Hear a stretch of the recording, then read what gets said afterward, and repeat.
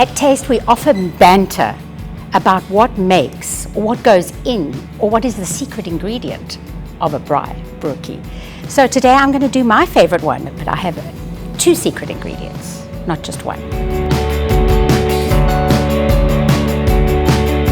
And my secret ingredient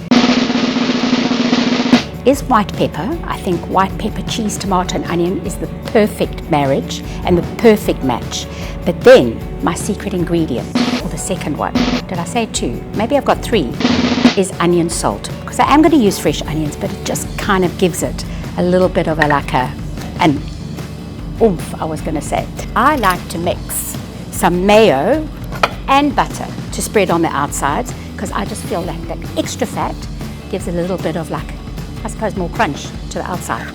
Okay, so when I butter the bread, I just do the 1 slice on the inside and then pile up my toppings, my cheese.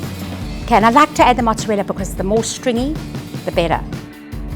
Tomato, beautiful thin slice, paper thin onion.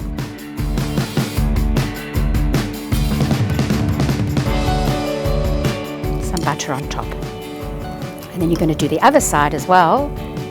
Okay, so these little babies are over medium heat because you want them to cook kind of slowly so that cheese oozes, the tomato softens, as well as that onion goes all kind of gooey. Okay, so let's have a little peek. Oh, amazing, stunning. Flip. Look at that crust. I really think that mayo helps. Listen to it. Knock, knock. It's like the crust, it's like echoing.